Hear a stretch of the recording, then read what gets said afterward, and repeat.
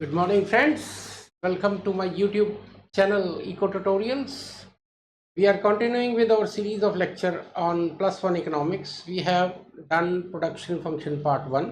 उस production function part 1 में मैंने आपको प्रोडक्शन फंक्शन का मतलब, short run production function, long run production function के बारे में बताया था। फिर ये पीरियड्स के बारे में बताया था कि short period, long period, very short period क्या होते हैं। ऑल्दो ये चीज़ जब आप आगे कंपटीशंस पे जाओगे, प्राइस डिटर्मिनेशन पे जाओगे, तो आपको और अच्छी तरह से समझ आएगी। इसके अलावा मैंने आपको वहाँ पर रिटर्न्स टू फैक्टर और रिटर्न्स टू स्केल के बारे में इंट्रोड्यूस किया था, जिसकी डिटेल हम आज के लेक्चर में करेंगे। आज के लेक्चर में what I am going to do, in fact my today's lecture is concentrated on these laws of returns to factor. देखो, मैंने आपको पहले लेक्चर में भी बताया कि जब मैं रिटर्न्स टू फैक्टर कहता हूँ तो इसका मतलब ये है कि आप एक तो शॉर्ट पीरियड की बात कर रहे हो जिसमें some factors are variable and some are fixed, और इसमें जो टोटल प्रोडक्ट चेंज होगा वो सिर्फ वेरिएबल फैक्टर से होगा। Let us begin with our lecture. Let us see what we are going to do. देखो, first of all I have written returns to factor. What is returns to factor? कहता है returns to a factor refer to the rise in the total product that results from increasing just one factor while holding the other factors constant। कि total product में एक factor को change करने से क्या फर्क पड़ता है जबकि बाकी हम कांस्टेंट करते हैं। अब ये एक फैक्टर कौन सा है, वो इस रिटर्न्स टू फैक्टर मैंने अभी आपको बताया, एक शॉर्ट पीरियड का कंसेप्ट है। तो इसमें जो एक फैक्टर आप की बात कर रहे हैं वो है लेबर, वेरिएबल फैक्टर। बाकी सारे फैक्टर हम फिक्स मान के चलते हैं। अब इसमें देखो, ये रिटर्न्स टू फैक्टर तीन तरह का हम करेंगे। Returns to factor is of three types. First is increasing returns to factor और law of increasing return.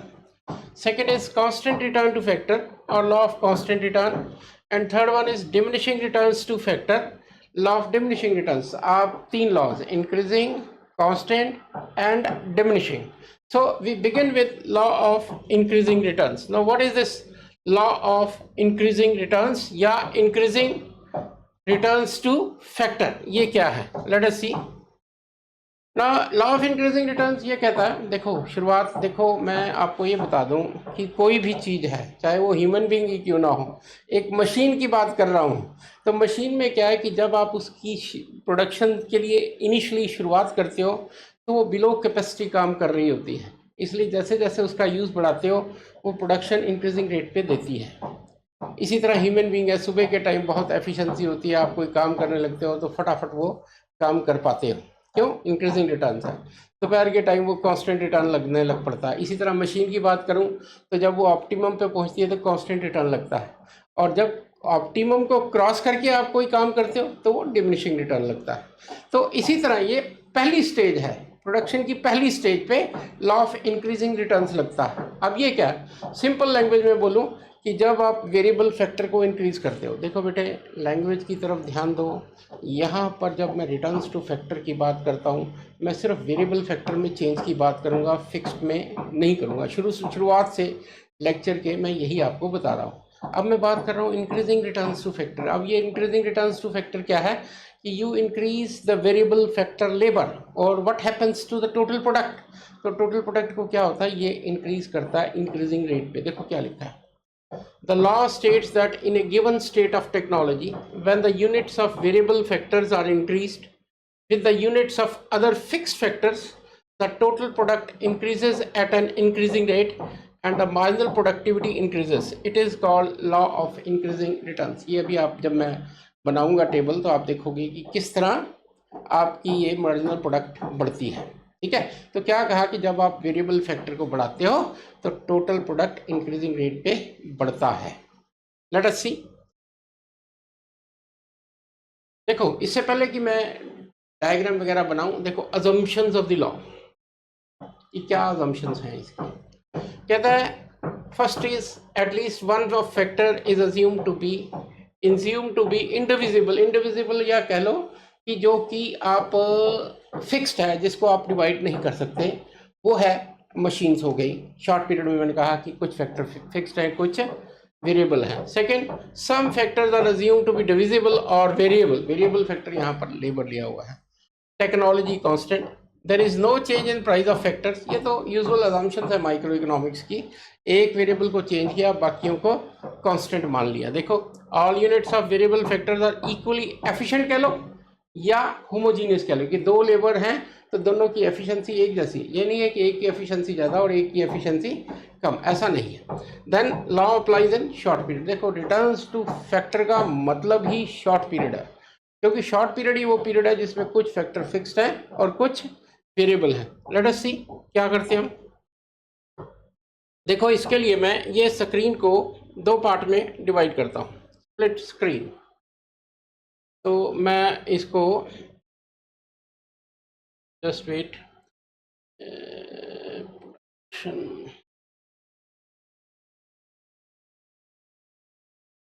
yes, this is my PPT, just wait। Technology के अपने फ़ायदे हैं और अपने नुकसान भी हैं, ठीक है। तो अब देखते हैं, ये करंट पेज आ गया। अब इसको मैं दोबारा डिवाइड करने की कोशिश करता हूँ। लेट अस सी, स्प्लिट स्क्रीन, और ये है मेरा कीनोट। अब देखो इसको, ये डिवाइड हो गया स्क्रीन। अब इसको हम करेंगे, देखो कैसे करते हैं। देखो,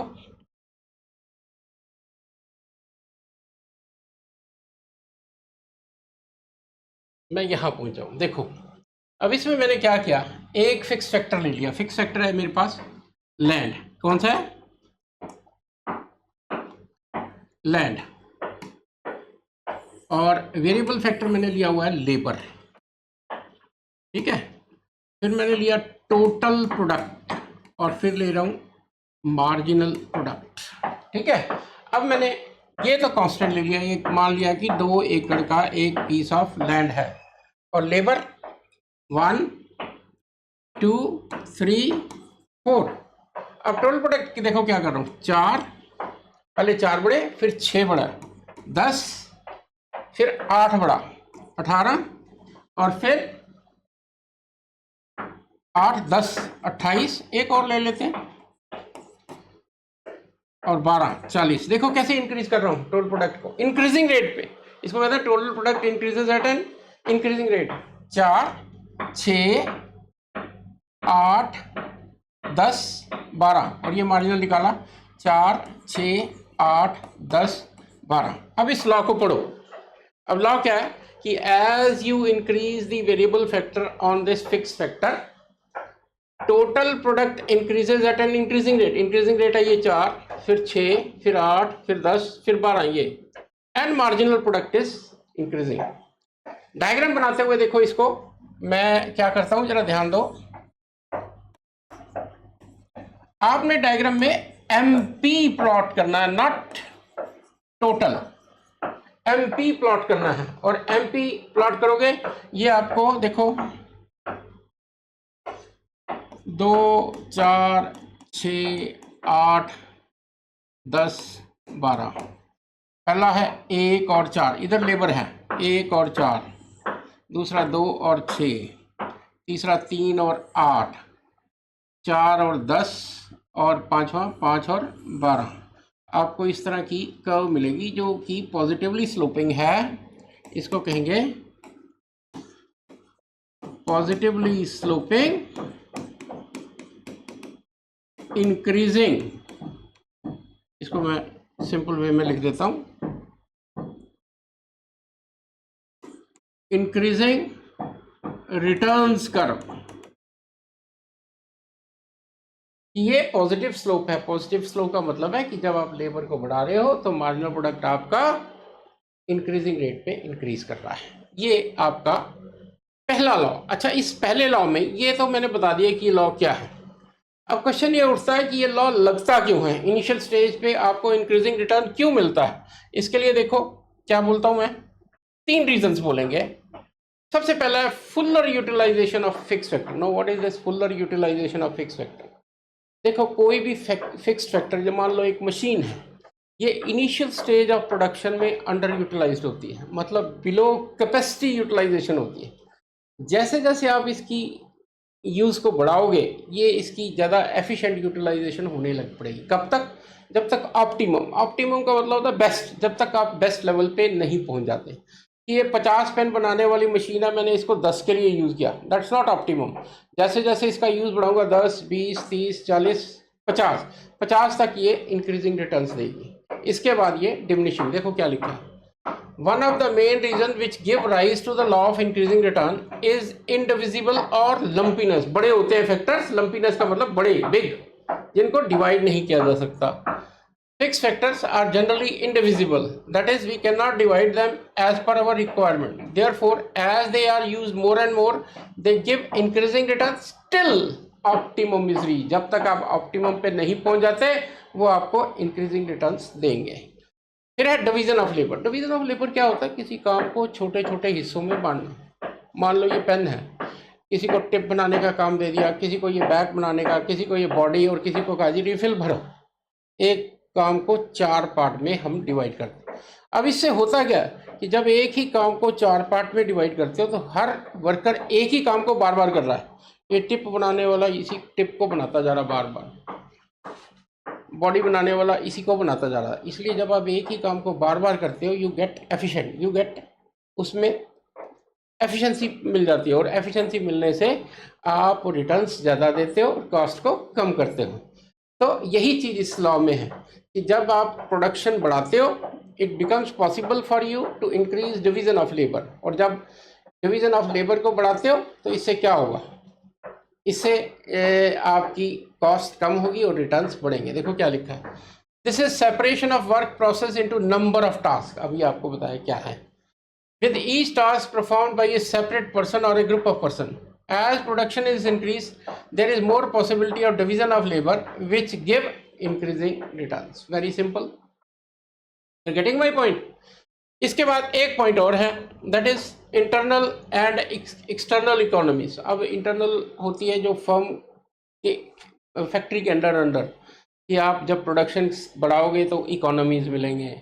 जैसे कि अगर प्रोडक्शन ज़्यादा करते हो तो आप रॉ मटेरियल वगैरह पहले स्टोर करके रख लोगे, इसलिए अगर रॉ मटेरियल का प्राइस बढ़ता है तो वो आपको कम पे। फिर आप डिवीजन ऑफ लेबर लाते हो। ये सब इंटरनल है, which is internal to the process of production. External होता है कि जब आप प्रोडक्शन ज़्यादा करते हो तो आपको जो बाहर से चीज़ें मंगा रहे हो वो कम कॉस्ट पे मिल जाती हैं, इसलिए आपकी रिटर्न्स बढ़ते हैं। देखो क्या लिखा है, it relate to production, marketing, finance and organisation. कि प्रोडक्शन में, मार्केटिंग में, फाइनेंस में, ऑर्गेनाइजेशन में बड़ी फैक्ट्री होगी तो आप ज़्यादा एफिशिएंटली कर पाओगे। These internal and external economies are helpful in reducing the cost of production and increasing the amount of production। ये पहला लॉ है। इसके बाद जो दूसरा लॉ है वो है कॉस्ट एंड रिटर्न्स। ये हम यूजुअली इसमें दिखाएंगे। कॉस्ट एंड रिटर्न्स में क्या है, देखो इसको इंक्रीज, आप ये भी कह सकते हो cost and returns to factor. इसमें देखो मैं क्या करता हूँ, land, labour, total product and marginal product. Land तो फिक्स ही है, ये क्या 1 2 3 4, इसको किया 4 8 12 16, 4 4 4 4। इसमें टोटल प्रोडक्ट उसी रेशो में बढ़ती है जिस रेशो में वेरिएबल फैक्टर बढ़ रहा है।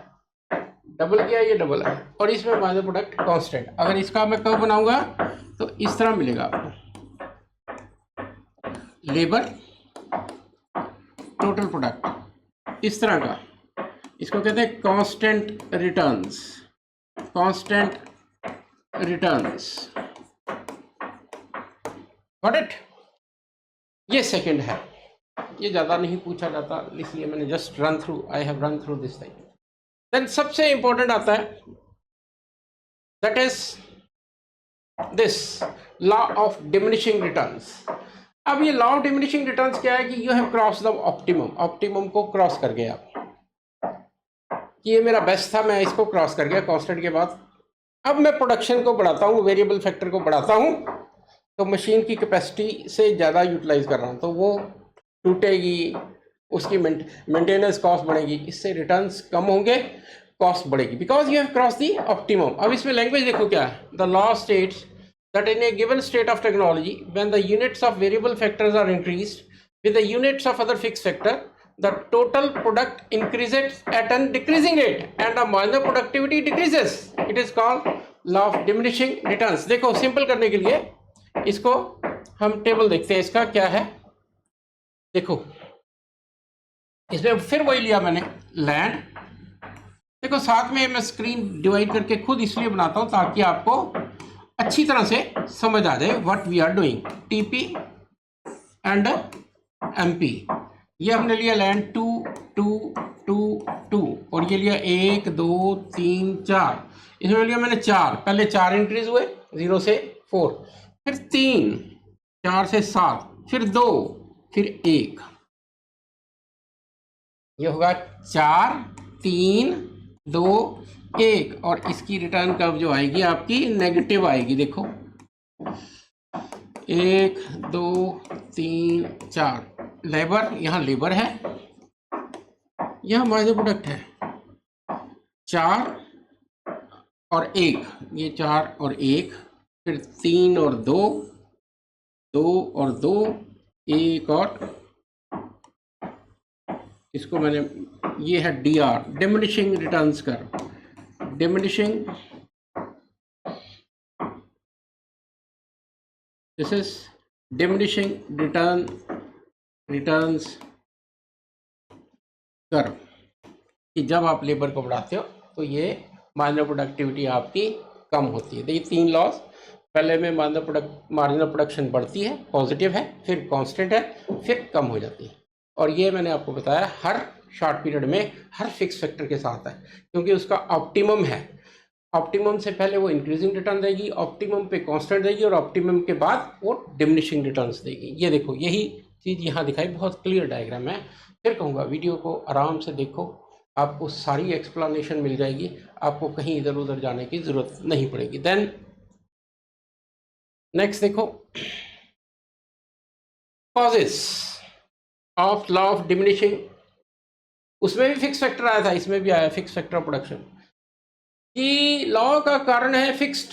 अब मेरी लैंग्वेज बदलेगी कि फिक्स फैक्टर का ऑप्टिमम है, when you cross this optimum and continue to use this factor again more, तो डिमिनिशिंग रिटर्न्स देगी। मशीन की कैपेसिटी 50 है, आप 75 के लिए यूज कर रहे हो, तो वो डिमिनिशिंग रिटर्न। देखो the law of diminishing return applies because certain factors are of production are kept fixed. Therefore, once their optimum is achieved, more utilization gives negative return. Optimum के बाद वो negative देते हैं। Lack of perfect substitute. अब कहता कितना अच्छा होता कि जैसे ही मैं optimum पे पहुंचता तो इसको मैं मशीन को यहीं बंद कर देता कि इससे ज़्यादा प्रोडक्शन नहीं लेनी और इसकी जगह पर इसके सब्सटीट्यूट पे चला जाता, अगर सब्सटीट्यूट अवेलेबल होता। लेकिन कहता सब्सटीट्यूट्स अवेलेबल नहीं है, इसलिए I continue to use this factor more even after its optimum, इसलिए उसकी रिटर्न्स कम हो जाती है। देखो क्या लिखा है, lack of perfect substitute of factor of production, it means that one factor of production can not be substituted for another factor. Substitute for every factor of production is not available, मैंने अभी बोला। In the absence of such substitute the law of diminishing returns will apply. इसके बाद optimum, ये तो अभी आपको बता ही रहा हूँ कि हर एक चीज़ का ऑप्टिमम होता है। ऑप्टिमम से पहले इंक्रीजिंग लगता है और ऑप्टिमम के बाद डिमिनिशिंग लगता है। अच्छा, अब यहाँ एक इंटरेस्टिंग बात आपको बता दूँ कि यूजुअली इट इज़ सेड कि जो लॉ ऑफ इंक्रीजिंग रिटर्न्स है वो ज़्यादा इंडस्ट्री पे लगता है और लॉ ऑफ डिमिनिशिंग रिटर्न्स ज़्यादा एग्रीकल्चर पे लगता है। ये एग्रीकल्चर पे, और जो दूसरा हमने किया था वो देखें, ये इसको हम कहते हैं कि ये इंडस्ट्री पे ज़्यादा लगता है। You're getting? इसके बाद ये तो 3 लॉज हो गए। अब देखो इसके बाद जो सबसे बड़ा खेल है इस चैप्टर का वो है ये law of variable proportion. No, what is this law of variable proportion? अब इसमें क्या करने जा रहा हूं मैं तीनों लॉज को कंबाइन करने जा रहा हूं, constant, increasing, diminishing and constant and diminishing. वैसे कांस्टेंट दिखेगा नहीं, आपको दिखेगा increasing, diminishing and negative returns. अब ये क्या, जरा मेरी लैंग्वेज बड़े आराम से बोल रहा हूँ, कि as you increase variable factor, of course there is a fixed factor, the total product initially increases at an increasing rate. Initially increasing rate पे बढ़ता है, but after a point this rate of increase starts declining. The total product increases at a decreasing rate, and when the optimum is crossed, this total product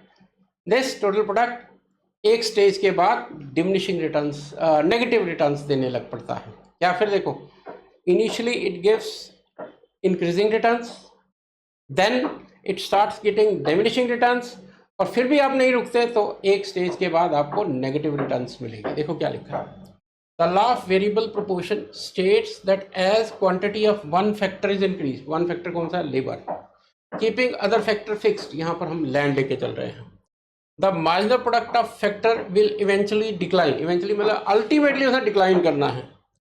this means that up to a point marginal product of factor may increase, कुछ time तक बढ़ेगा, but एक point के बाद, but after a certain state it starts diminishing, and when the variable factor becomes relatively abundant, जब variable factor compare to fix factor बहुत ज्यादा हो जाएगा, एक मशीन पे 2 लेबर चाहिए, मैंने 5 लगा दिए, तो वो नेगेटिव रिटर्न्स देगा, द मार्जिनल प्रोडक्ट में बिकम नेगेटिव। अब इसके लिए देखो, बहुत प्यार से देखना है इसको, क्योंकि ये माना जाता है कि ये एक टफ क्वेश्चन है। पहले तो अजम्पशन वही है जो आपने लॉ ऑफ इंक्रीजिंग रिटर्न्स या डिमिनिशिंग रिटर्न्स, चाहे कोई भी लॉ आ जाए इसका, रिटर्न्स टू फैक्टर का, यही लिखना है। At least one factor of production is assumed to be indivisible, constant है। Some factors are assumed to be divisible और वेरिएबल, वो लेबर है। Technology constant, no change in price, all unit of variable factor are equally efficient or homogeneous, the law applies in short। वही assumptions चल रही हैं जो पहले law में चल रही थी, कोई डिफरेंस नहीं। अब इसके बाद देखो ये लॉ, अब इसमें बड़े ध्यान से देखना, इसको बहुत प्यार से करेंगे। यूनिट्स ऑफ लेबर, यहाँ लैंड लिया, देन मैंने लिया टीपी, देन मैंने लिया एपी, एंड देन मैंने एमपी, और फिर बनाऊंगा stages, full utilisation of board. ये देखो मैं क्या कर रहा हूँ, ये मैंने 1 2 3 4 5 6 7 8, और ये लेबर, ओ जस्ट लैंड तो हमने फिक्स माना हुआ है, यस 2 2 2 2 कर लो, ठीक है। देन टोटल प्रोडक्ट, ये ना भी लिखो तब भी चल जाएगा। टोटल प्रोडक्ट हमने लिया, पहले 2 बढ़ा, फिर 4 बढ़ा दिया, 6, फिर मैंने 6 बढ़ा दिया। देखो ये कौन सा रेट है, 2 4 6, इंक्रीजिंग रिटर्न। चौथे पॉइंट से ये रिटर्न मैंने डिक्रीज करना शुरू कर देना है।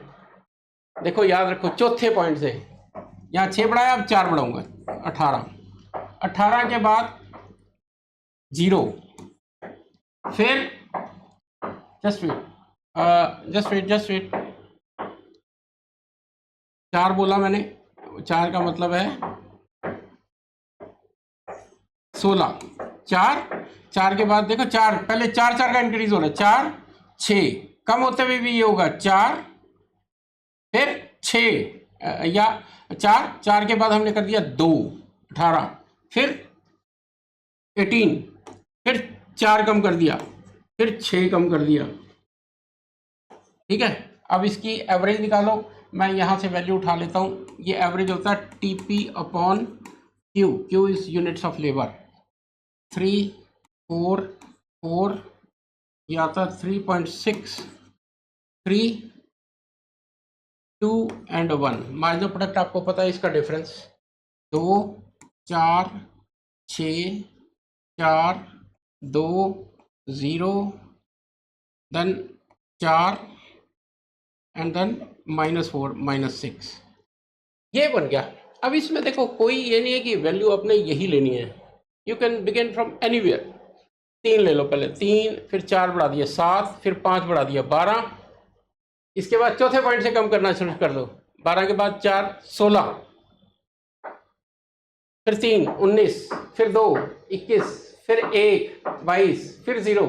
मैं वो भी करता हूँ, जस्ट वेट, जैसे ये कर दिया मैंने। देखो मैंने क्या, ये टोटल प्रोडक्ट को बता रहा हूँ, पहले 3 ले लिया, फिर 4 7, फिर 5 12, इसके बाद चौथे पॉइंट से कम करना शुरू कर दो। 12 4 16, 4 के बाद 3 19, फिर 2, फिर 1, फिर 0 और फिर 1। कुछ भी कर लो, सिंपल जो लगता है वो करो आप, ठीक है। अब इसको हम देखते हैं, वापस आते हैं इस पे। ये हमारा लॉ था कि देखो, अब इस लॉ को मैं 3 स्टेजेस पे बांटूंगा। ये था 4, ये है 2, ये है 16, ये मेरी पहली स्टेज है, फर्स्ट स्टेज। इसको कहते हैं स्टेज ऑफ इंक्रीजिंग रिटर्न्स। अभी आपको बताता हूँ ये क्या है और कैसे ये मैं बना रहा हूँ, ये भी आपको बताऊंगा। दिस इज सेकंड स्टेज, ये है स्टेज ऑफ डिमिनिशिंग रिटर्न्स, और ये थर्ड है स्टेज ऑफ नेगेटिव रिटर्न्स। देखो फिर ये 3 अब कैसे बांटी है, क्या किया मैंने, जरा ध्यान से देखो। पहली स्टेज में आप लेबर को बढ़ाते हो तो टोटल प्रोडक्ट को देखो, 2 4 6 6, ये 18 12 16, ये 18 है, ठीक है। शुरू में ये इंक्रीजिंग रेट में बढ़ती है, थोड़े से पॉइंट के लिए ये डिक्रीजिंग रेट में आनी शुरू हुई है। Total product is increasing. AP और एमपी को देखो, मोस्टली इंक्रीजिंग। इनफैक्ट इसमें कहते हैं कि तीनों वेरिएबल्स बढ़ रहे हैं, टोटल प्रोडक्ट इंक्रीजिंग रेट पे बढ़ रहा है। और कहता है स्टेज एंड होती है जहां ये हो, एमपी इक्वल टू एपी, जहां ये हो। देखो अभी मैंने कहा था, आपको बताता हूं मैं स्टेजेस कैसे कटनी है। स्टेज कटनी है जब एपी और एमपी इक्वल हो जाए, तो ये पहली स्टेज है। इस स्टेज को कहते हैं इंक्रीजिंग रिटर्न। अब दूसरी में आओ, आपने लेबर को बढ़ाया, ये कांस्टेंट है, तो इस स्टेज में देखो ये 16 से 18 टीपी बढ़ती है, लेकिन एमपी और एपी कम होते हैं। आपने यहां से काउंट करना है, 16 से 18 फिर 18 कांस्टेंट होगी, लेकिन मोस्टली ये बढ़ रही है डिक्रीजिंग रेट पे। और स्टेज एंड होती है जहां एमपी 0 और टीपी मैक्सिमम, टीपी मैक्स, ये मैक्स और ये 0, ये पहचान है स्टेज की। और थर्ड में देखो सब कुछ कम हो रहा है, 14 8 2 1, ये negative. TP falls, AP falls, MP falls, and in fact MP is negative. फिर देख लो, पहली स्टेज में इंक्रीजिंग, टीपी एपी एमपी बढ़ते हैं, एमपी बढ़कर कम होती है, स्टेज खत्म होती है जहां एपी और एमपी इक्वल होते हैं। सेकंड में एमपी 0 टीपी मैक्सिमम, वहां खत्म होगी, और ये स्टेज ऑफ डिमिनिशिंग रिटर्न्स है। और नेगेटिव में तीनों कम है और मार्जिनल नेगेटिव। एक और एग्जांपल ले लेते हैं ताकि ये आपको और अच्छी तरह से समझ आए। देखो मैं अब सीधा लेबर से ले रहा हूँ ताकि थोड़ा सा और बढ़िया चले। 1 2 3 4 5 6 7, देखते हैं कहाँ तक जाना है। मैंने 3 से किया, पहले 3, फिर 4 बढ़ा दिए 7, फिर 5 बढ़ा दिए 12। याद रखो चौथी स्टेज से मैं कम करना शुरू करता हूँ। ये चौथी से ही क्यों करता हूँ आपको अभी बताता हूँ। 12 4 16, 3 19, 19 के बाद 2 21, फिर 1, फिर कांस्टेंट और देन नेगेटिव। इसका मैंने निकाल दिया एपी और ये एमपी।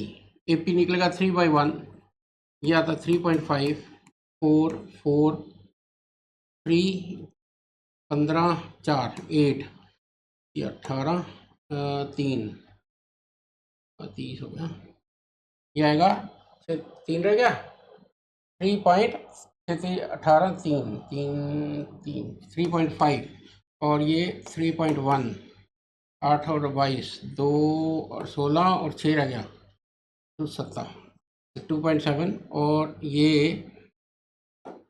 2 18 3 2.3। एमपी निकाला 3 4 5 4 3 2 1 0 -1। अब सबसे पहले तो आप स्टेजेस काटनी देखो। पहली स्टेज है जहां ये एपी और एमपी बराबर आते हैं, इसको काट दिया, ये बना दिया फर्स्ट स्टेज। ठीक है, दूसरी स्टेज जहां ये 0, एमपी 0 और टीपी मैक्सिमम, ये सेकंड स्टेज। बाकी रह गया वो थर्ड स्टेज। इस स्टेज को कहते हैं इंक्रीजिंग रिटर्न्स। इसमें टीपी, एपी, एमपी बढ़ते हैं। टीपी इंक्रीजिंग रेट पे मोस्टली बढ़ रहा है इसमें, और बढ़ के कम होता है। देखो अब जब नेक्स्ट स्टेज पे जाते हो यहीं से देखना शुरू करो, 16 से 19, 21, 22। ठीक है, ये कम हो रहा है। TP falls, sorry, TP increase but at a decreasing rate. TP increase but at a decreasing rate. 3, 2, 1, 0। MP और एपी फॉल कर रहे हैं।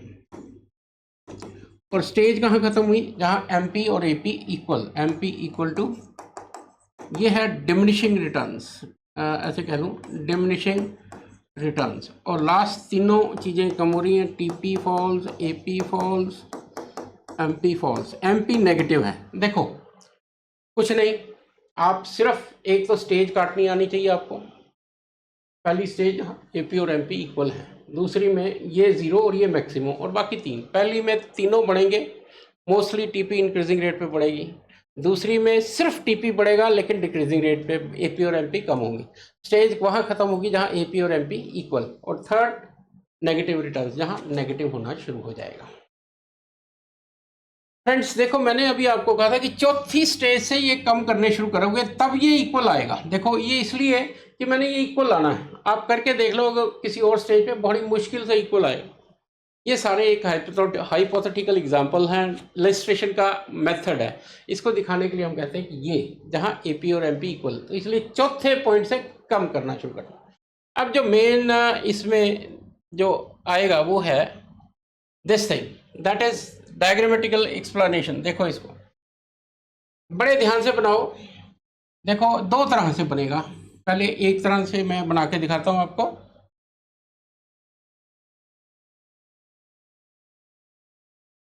फिर इस तरह पे आएंगे। ठीक है, जो इजीएस्ट वे है उसको देखते हैं। यहां दिया मैंने टीपी, एपी, एमपी, और इधर दिया लेबर। देखो सबसे पहले टोटल प्रोडक्ट, टोटल प्रोडक्ट। अब टोटल प्रोडक्ट बनाते हुए बड़े ध्यान से देखो, ये ऐसे पहले इनवर्ड फिर आउटवर्ड। देखो आपको शुरुआती लेक्चर्स में मेरे देखो मैंने बताया था कि जब कोई चीज़ इंक्रीजिंग रेट पे बढ़ती है तो इनवर्ड बेंडिंग होती है, और जब डिमिनिशिंग रेट पे बढ़ती है तो आउटवर्ड होती है। तो पहले इंक्रीजिंग रेट है, फिर डिमिनिशिंग, फिर इसके मैक्सिमम पे निशान लगा लिया। ठीक है, अब एमपी देखो कहाँ बढ़ानी है। देखो ये पॉइंट, ये देखो यहाँ से थोड़ा सा नीचे ले आओ इसको। अब एमपी को यहाँ तक बढ़ाना और इसके बाद कम कर देना। ये दो चीज़ें सामने होनी चाहिए, MP equal to 0 and TP maximum, ये आमने सामने होनी चाहिए। और इस मैक्सिमम के ऊपर जो पॉइंट मिलता है लेट अस से ई, इसको कहते हैं पॉइंट ऑफ इन्फ्लेक्शन। अब एपी बनाओ, एपी इस मैक्सिमम से थोड़ा सा नीचे, ये और ये, लेकिन ये नेगेटिव कभी नहीं होती। इसको जहाँ ये इंटरसेक्ट कर रही है इसको ऊपर ले गए।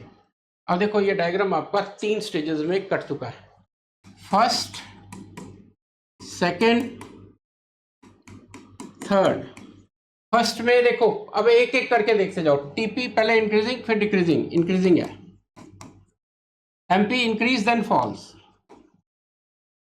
And what is AP? AP is increasing. और खत्म कहाँ होती है स्टेज? यहाँ पर, एंड ले लो where AP is equal to MP, ये सेकेंड है। इसमें टीपी देखो इंक्रीज कर रहा है बट डिक्रीजिंग रेट पे, एमपी फॉल कर रहा है, एमपी फॉल, एपी फॉल्स, और स्टेज खत्म होती है जहां एमपी 0 और टीपी मैक्सिमम। और तीसरे में देखो TP falls, AP false, MP false and MP is negative. Friends, मेरी बात ध्यान से याद रखो, ये वो क्वेश्चन है जो आपको फाइनल पेपर में 6 नंबर का मिलने वाला है। ठीक है, अब इस डायग्राम को देखो, ये कुछ नहीं, ये उसी तरह का डायग्राम है जो मैंने बनाया है, लेकिन इसमें किया क्या है कि इसको 2 पार्ट्स में डिवाइड कर दिया है। कुछ नहीं, ये हमारा टीपी हो गया, इससे पॉइंट नीचे ले जाओ। ठीक है, ये मैक्सिमम पे पहले ही निशान लगा लो, ये यहाँ तक बढ़ाओ एमपी को, और फिर इसको ऐसे, ये एमपी हो गया, और एपी इसके थोड़ा नीचे से ये यहाँ तक, और फिर ये एपी हो गया। वही डायग्राम है, कोई दिक्कत नहीं है, वही स्टेजेस हैं। ये इसको ऊपर ले जाओगे, ये पहली है यहाँ से यहाँ तक, फर्स्ट, ये सेकंड है, ये थर्ड है, कोई डिफरेंस नहीं है। ये स्टेज 1, स्टेज 2, स्टेज 3। देखो इसके मैक्सिमम के सामने पॉइंट दिया हुआ, इसको कहीं पॉइंट ऑफ इन्फ्लेक्शन, यहाँ पर एमपी 0 और टीपी मैक्सिमम। स्टेजेस को काटना आना चाहिए, पता होना चाहिए, पहले इंक्रीजिंग है, फिर डिमिनिशिंग है, और फिर नेगेटिव है। दिस इज अच्छा। अब सपोज कर लो तुम्हें आता है what are the causes of law of variable proportion. कुछ नहीं, आपने 2 हिस्सों में बांटना है कि 2 तरह के कॉजेज हैं। Causes of increasing returns in the beginning, उसमें लॉ ऑफ इंक्रीजिंग रिटर्न्स में 3 लिखे थे, fix factor, division of labour and external internal economies, वो लिख देना। फिर कॉजेज ऑफ डिमिनिशिंग रिटर्न्स, उसमें diminishing, law of diminishing returns में जो 2 कॉजेज लिखे हैं वो लिखोगे। तो ये तो हो गया आपका लॉज ऑफ। अब इसके लास्ट में स्टेजेस एक्सप्लेन हुई हैं, आप देखोगे ये सारा लिखा हुआ है। फिर देख, एक बार रन थ्रू हो ही जाए। स्टेज 1 में TP increases at an increasing rate, MP increases then decreases, highest point of MP is called point of inflection, AP is increasing, stage ends where AP is equal to MP. बहुत clear slides बनी हुई हैं। कहता है इसमें TP increases at a diminishing rate, AP and MP is decreasing, stage ends when MP 0, TP is maximum.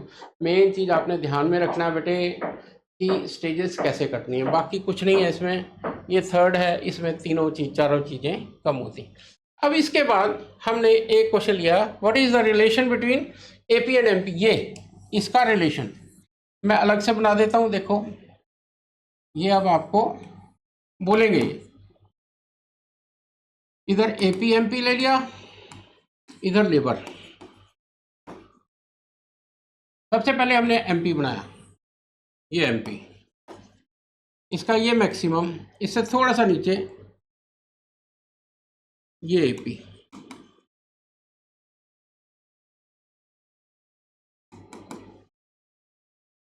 अब देखो इसमें पहला रिलेशन है कि व्हेन एपी इंक्रीज, पहले तो इसका फार्मूला दोनों का लिख दोगे, AP is TP upon Q, और फिर एमपी का TP N minus TP N minus 1। ठीक है, ये एमपी मैक्सिमम है, इसमें एमपी मैक्स। देखो कहता है पहला relation, when AP increase MP increase, दोनों बढ़ रहे हैं, एपी इंक्रीज रहा है, एमपी बढ़ रहा है, but AP increase at an increasing rate. देखो यहाँ एपी ऊपर है, इसका मतलब इसका रेट ज़्यादा है। कि जब एपी बढ़ती है एमपी बढ़ती है, लेकिन एमपी का रेट ज़्यादा है। और जब एपी कम होनी शुरू हुई है, when AP falls MP falls, ठीक है, but MP falls at a faster rate, at a faster rate. अब देखो जब ये कम हो रही है तो ये कम हो रही है, लेकिन ये नीचे आ गई, ये ऊपर है, इसका मतलब इसका रेट ज़्यादा, इसका कम। गिरने में रेट इसका ज़्यादा है, बढ़ने में इसका रेट ज़्यादा है। फिर थर्ड पॉइंट बनेगा, एपी का मैक्सिमम एमपी से के मैक्स से बिफोर आता है, पहले आता है। और चौथा point, when MP falls it must pass through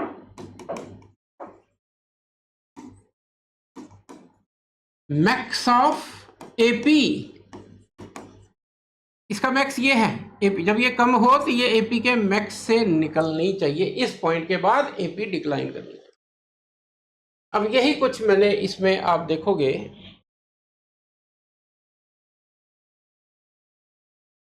ये लिखा हुआ है AP increases, MP increases, but MP increases at a faster rate. When AP falls, MP falls, but MP falls at a faster rate. एक यहाँ error किया हमने, यहाँ ये MP यहाँ ऊपर है, यहाँ दोनों में रेट इसका ज़्यादा है। MP increase at a faster rate, और ये गिरते हैं तो दोनों में MP का रेट ज़्यादा। Maximum of MP comes before AP, MP can be zero but AP can never be zero, और ये इसके फॉर्मूले सिंपल। आई होप कोई इसमें बड़ी कलाकारी नहीं है। नेक्स्ट लास्ट पार्ट है this relation between TP and MP, ये भी बना देते हैं एक डायग्राम। देखो ये आपने बनाया है, दिस इज TP, ये MP बनाया आपने, ये इस पॉइंट से निकल रहा है, दिस इज MP।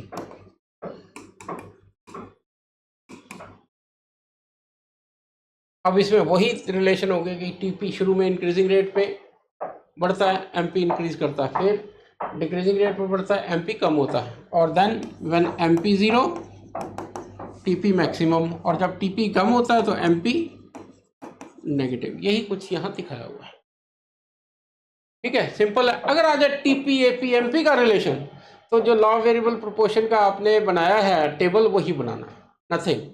तो फ्रेंड्स लास्ट में आके हमने रिलेशन ऑफ TP MP लिखा है, सारा आपको पता ही है, अभी आपको बताया है, यू कैन रीड इट। कहो तो एक बार पढ़ दें, देखते हैं। कहता है TP increases at increasing rate, MP increases, वही बताया जो शुरू में इंक्रीजिंग रेट है, फिर decreasing rate MP decreases but is positive, when TP is maximum MP is zero, when TP falls MP also fall but is negative. Friends देखो ये एक difficult chapter of difficult portion of this production function we have completed, और I hope इसको आपने बहुत अच्छी तरह से देखा, 2-4 बार वीडियो देखो, एग्जामिनेशन व्यू पॉइंट से आपके लिए बहुत इंपॉर्टेंट है।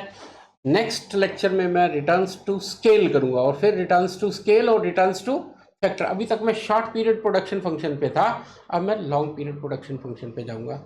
फ्रेंड्स एक लंबा वीडियो है, ये वाला जो आपने किया बड़े प्यार से देखो, 2-3 बार देखो, ये वीडियो आपको एग्जामिनेशन में काफ़ी हेल्प करने वाला है। Thank you once again, do subscribe my channel, see you again, thank you.